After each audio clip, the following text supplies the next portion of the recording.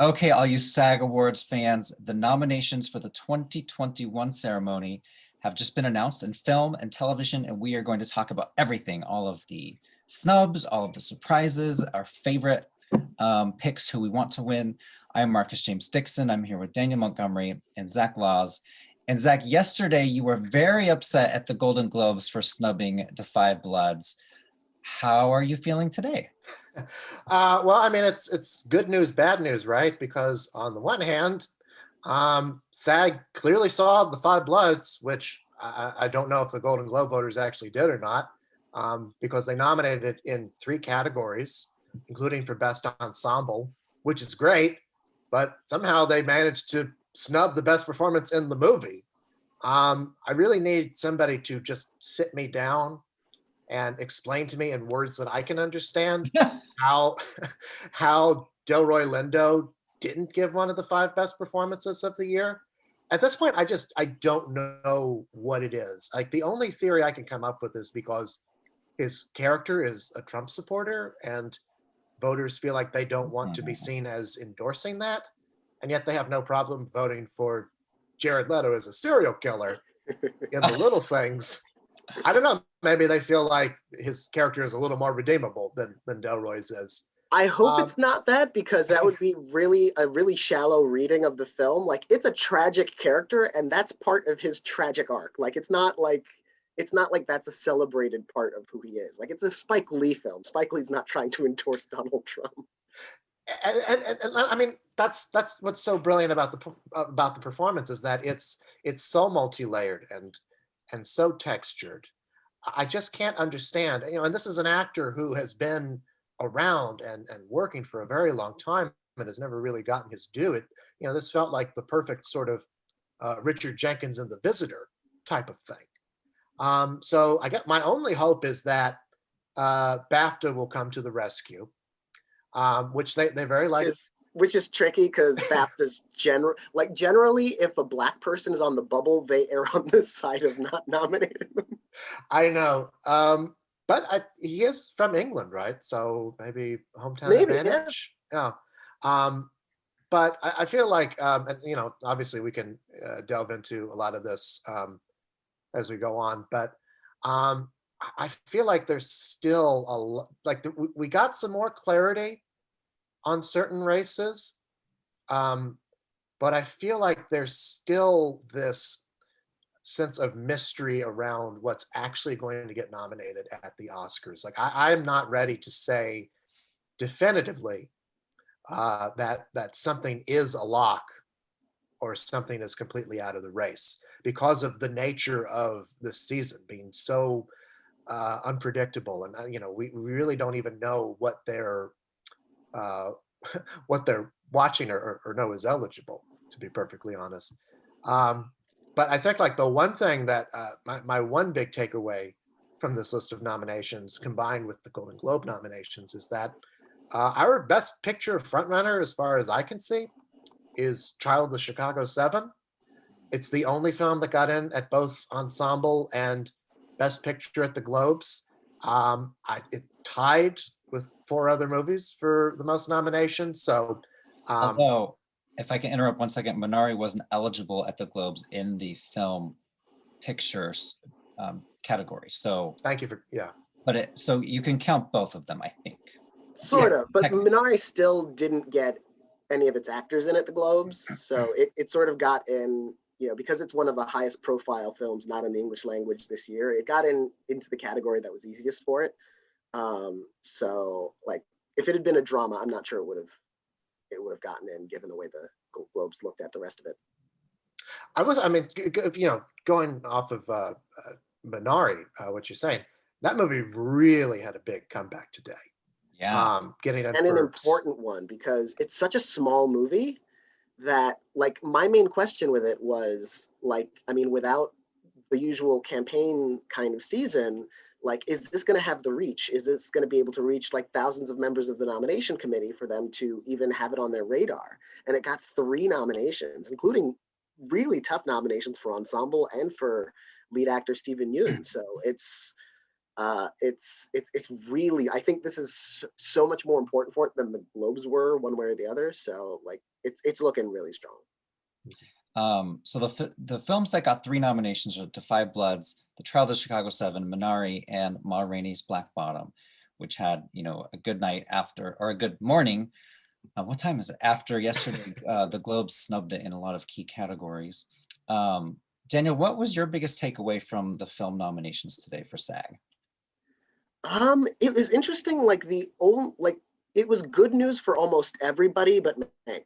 Like I feel like every film that needed a boost got it. Every film that's sort of already doing well kept doing pretty well. Like I mean, Nomadland is sort of on the wire because it's not really an ensemble movie, so it's hard to call that a snub, but it's still, films with fewer cast members have gotten into ensembles, so it's still like a little bit dicey there. Trial of the Chicago 7 was pretty steady.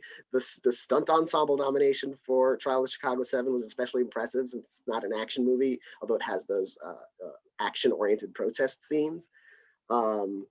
So yeah, I think really the big takeaway, the thing that changed the most in terms, from one day to the next was Mank, I think.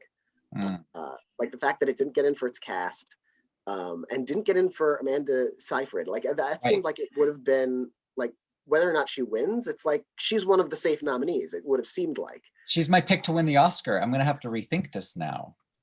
There was always also Regina King a couple of years ago for If Beale Street Could Talk. She won the Golden Globe, was snubbed at the SAG Awards, and we were all thinking, or at least I was thinking, like, will this happen at the Oscars? And it still happened at the Oscars.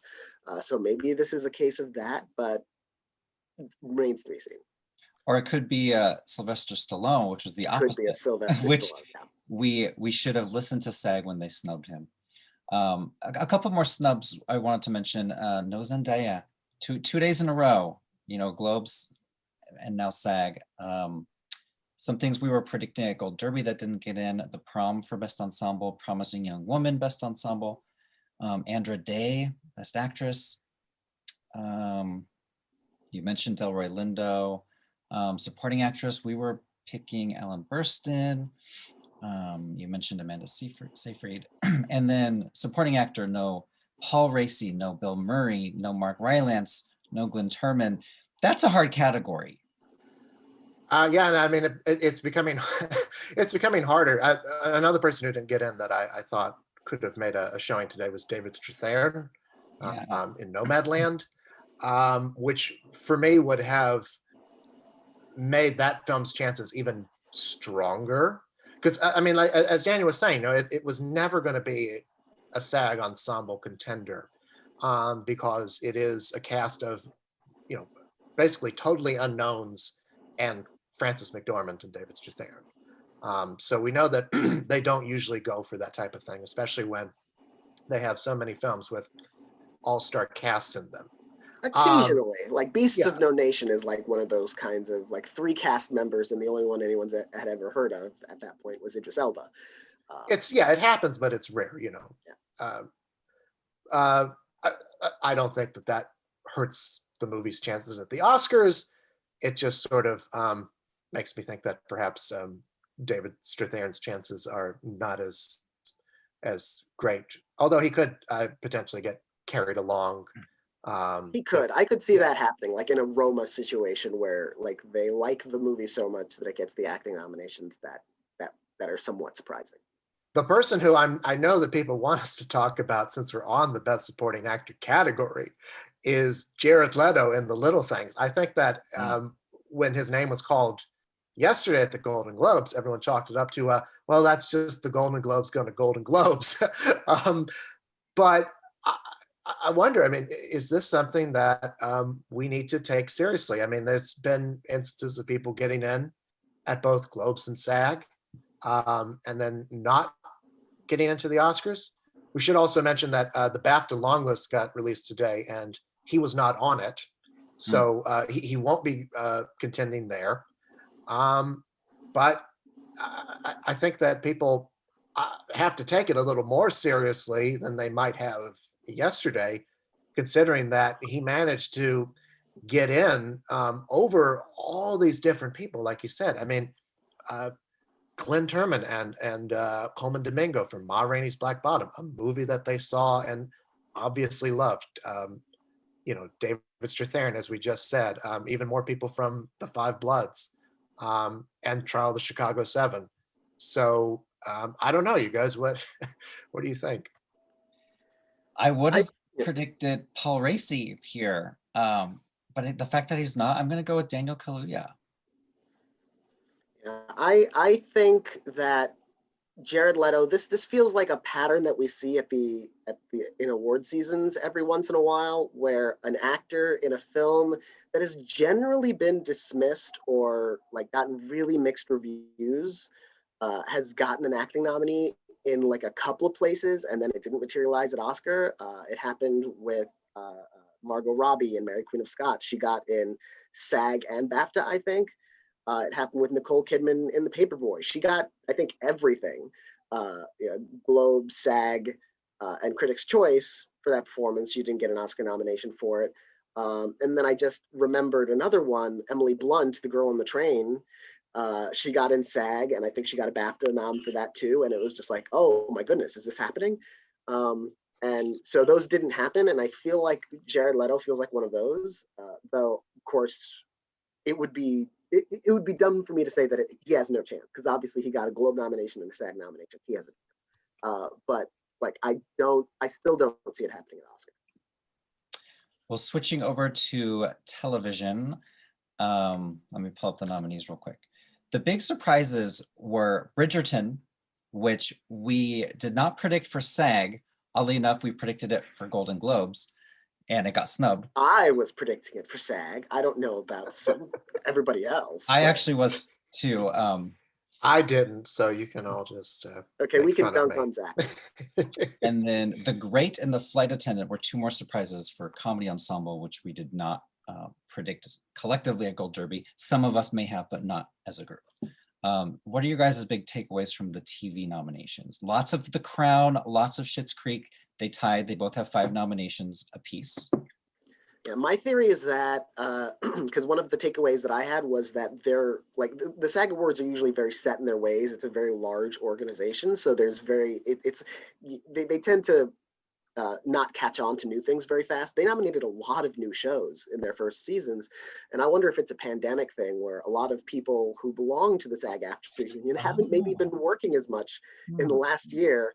So they had time to watch Bridgerton. They had time to catch up on The Flight Attendant, and they had time to watch all of the shows that were getting buzz, like the Golden Globes usually do, and the SAG Awards usually don't. It usually takes the SAG Awards a year or two to say like, oh yeah, that is a good show, and then nominate it. But this year, Flight Attendant, The Great, Ted Lasso, Lovecraft Country, and Bridgerton, half of the ensemble nominees for TV are freshman shows, which is very unusual for SAG. Yeah, generally the rule of thumb with SAG is always a year or two late, and even then they might still not recognize you. Yeah.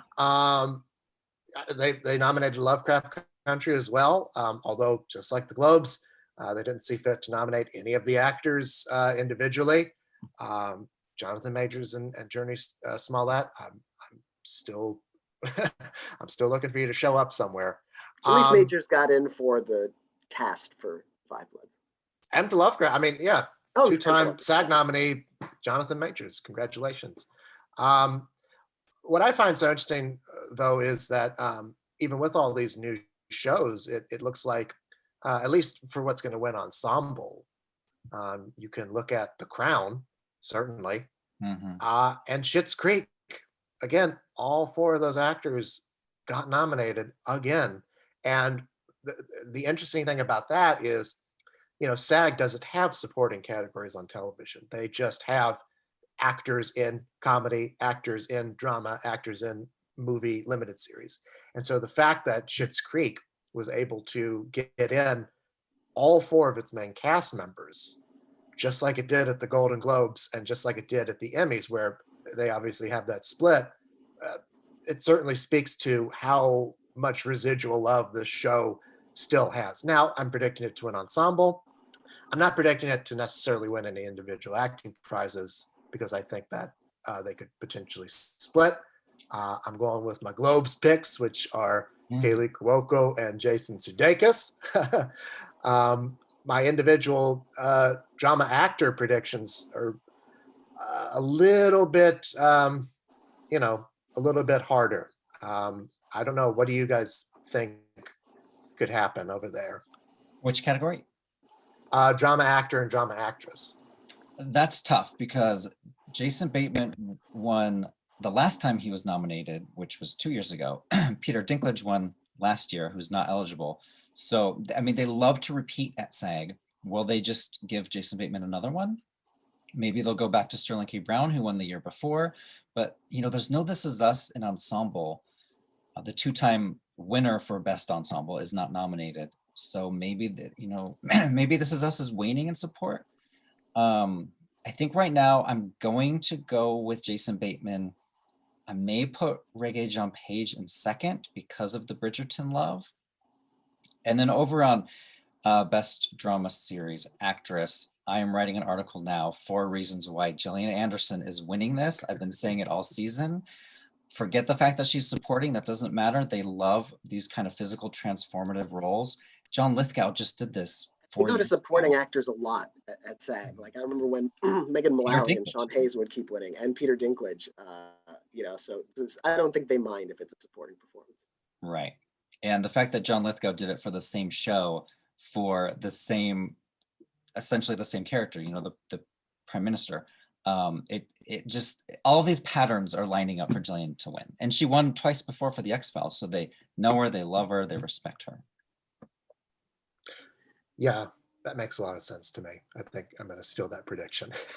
I've stolen from you in the past, so it's only right that you steal from me. Yeah, we steal from each other. That's why we always get the same low scores, everyone. I'd probably go with Bateman as well. I think Sterling K. Brown is the only one who's probably out there, even though he's a past winner, because it's the only show that's not nominated for Best Ensemble out of the actor nominees. So I'd probably go Bateman with maybe O'Connor as a spoiler, and then actress.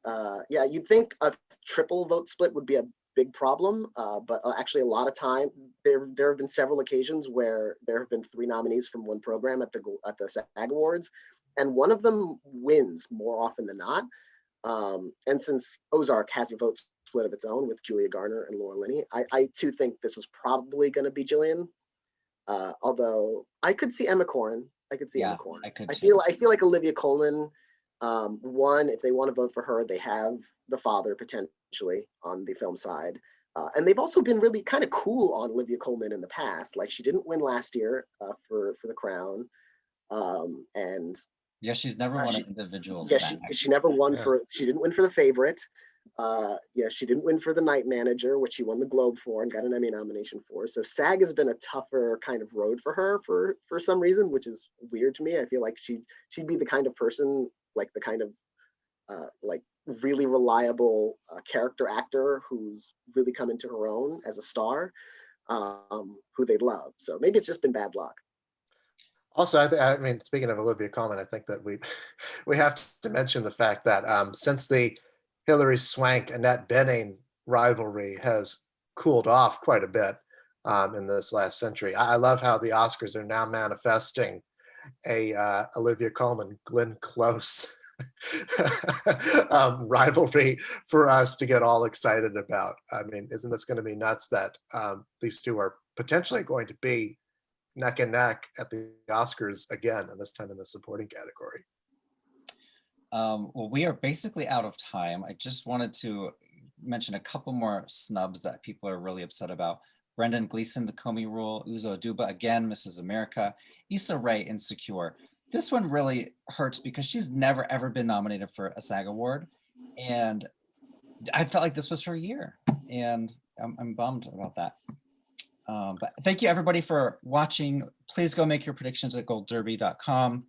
SAG Film Awards, SAG TV Awards, Golden Globes, Oscars. There's a lot to do, so go have fun. Thanks, guys.